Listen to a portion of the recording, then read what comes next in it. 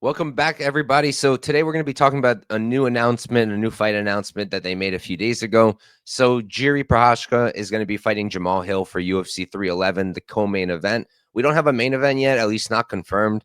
Right now, Topology for the unconfirmed main event, just a rumor apparently, is Islam Makhachev versus Arman Tsarukyan. That will be awesome. I hope they make that fight.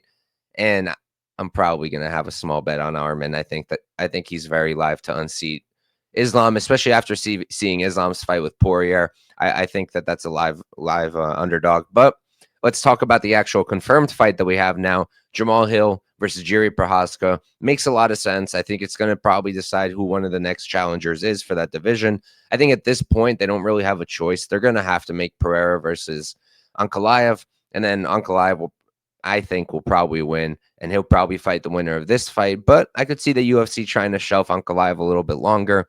And maybe they do either, I think Oberg's going to be another option, or I think they're going to do Jamahal or Jiri, the winner of this fight. So in terms of this fight, it's an interesting one because I think both guys are very defensively not great. I think that Jiri is worse defensively. He's just so hittable, hands down, leads with his head.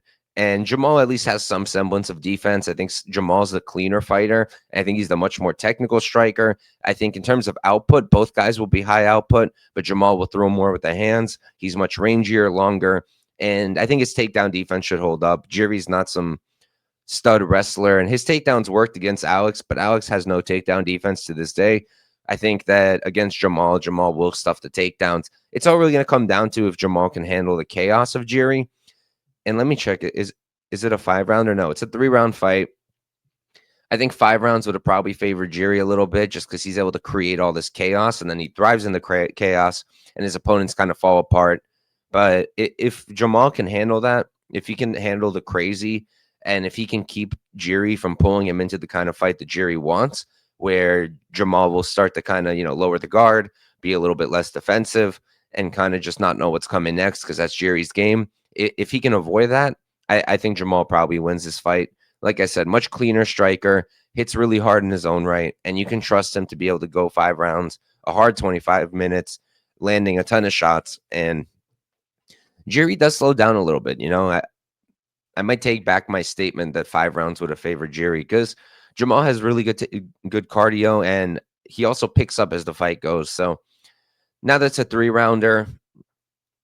Not sure who that benefits more, but I do lean Jamahal a little bit in this matchup. But it's a fight that I'm going to have to tape a bit more, and we'll see what the lines are. I think it's a pick'em right now, but I'm not positive. A pick'em makes sense because it all depends on who gets the fight they want. If Jamahal can get a clean striking match, then he'll probably win.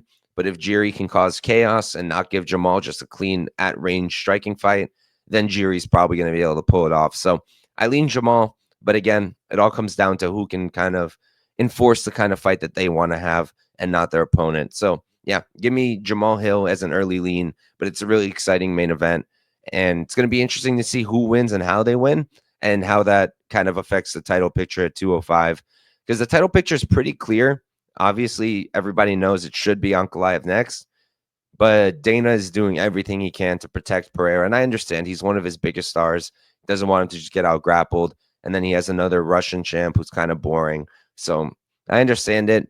But in terms of just it being a clear title picture, yeah, it should be Ankalaev, but it might not be. So we'll see how this fight goes. If one of them gets an exciting finish, they'll probably be next. And I don't really know if either of these guys could beat Pereira in a rematch. He's just, in terms of striking, no one better than him, in my opinion. But yeah, Jamahal Hill versus Jiri Prochazka, UFC 311.